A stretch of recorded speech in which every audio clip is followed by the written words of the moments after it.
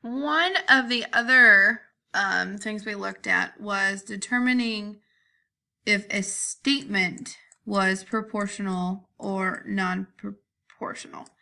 So for a statement itself to be proportional, there needs to be evidence of a constant increase or decrease, whether that's, miles, price, something. But the key there is that it is constant. Which that helps because for something to be proportional, that would give us the ability to predict values for future or unknown events. So if we know the cost for like one pizza, then we can figure out the price for 5 pizzas or something like that. So we've got this situation. It says a Spotify premium membership is $10 per month. So 1 month is $10, 2 months is $20, 3 months would be $30, so on and so forth. So I could find the cost for a whole year. If it's $10 per month, I could do y equals 10 times 12 and find the cost for, all 12 months. So that one would be proportional. Then we have a pool draining at a rate of 70 gallons per hour. So I know after 1 hour, the pool drained 70 gallons. After 2 hours, the pool drained 140 gallons. And we could figure out, how long it would take the pool to drain if we knew how much water was in there. But that is a constant rate. I'm going to move this up. Let's see. So Spotify, the pools. The water level at Town Lake is dropping 8 inches per month. So let's say it's not raining at all. You're not adding water back into this lake for the time being. You could figure out when the water level would be completely gone. So that would be a proportional event.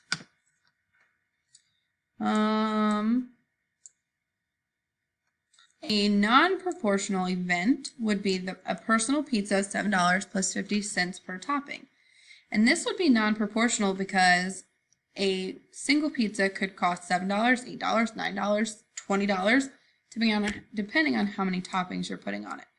So you have the rate or the cost of the pizza itself, which is $7.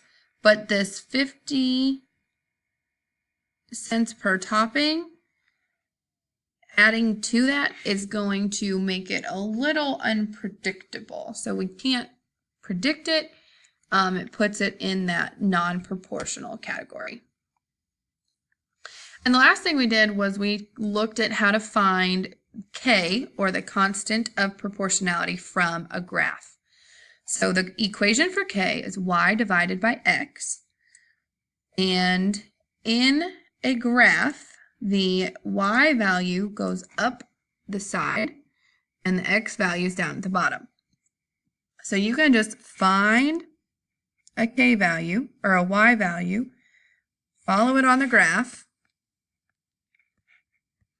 to determine the k value. So in this graph right here, minutes and hours, k is 120. Which, if this was supposed to represent hours and minutes, it does not, because there's 60 minutes in 1 hour, not 120. All right, a couple other graphs. Let's see. Measurement conversion. So this is feet to yards. We've got, let's say we find 12 feet. If we go up 12 feet, is that 4 yards?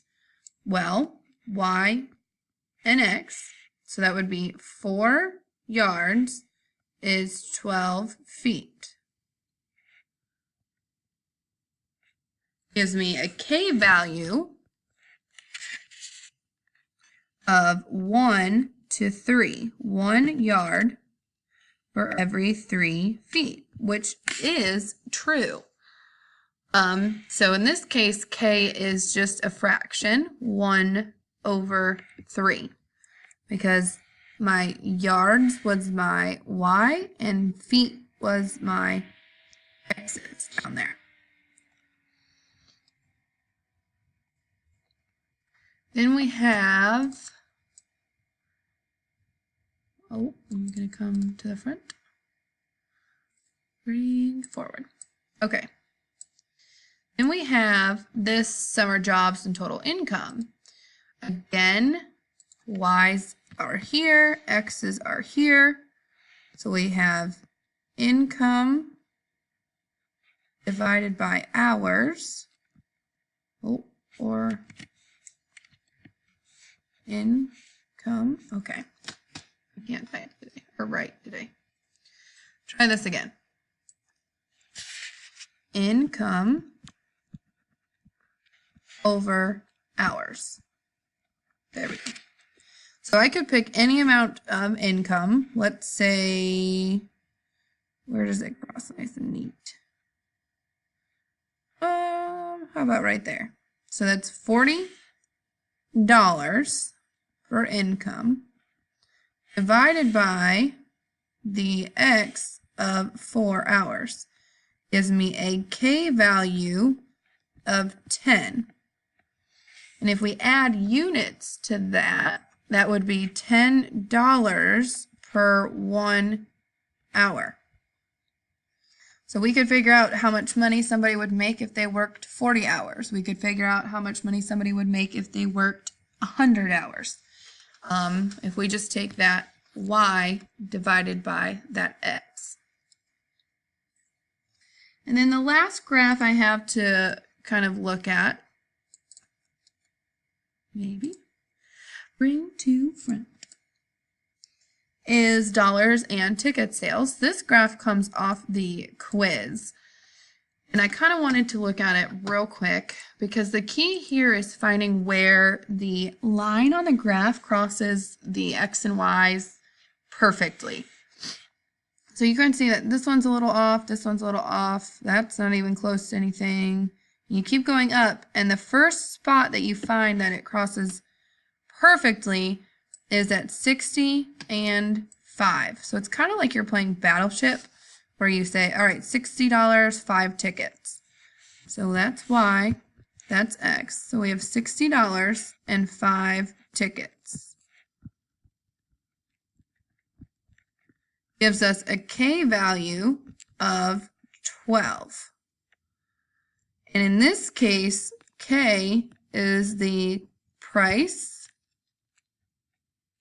of 1 ticket.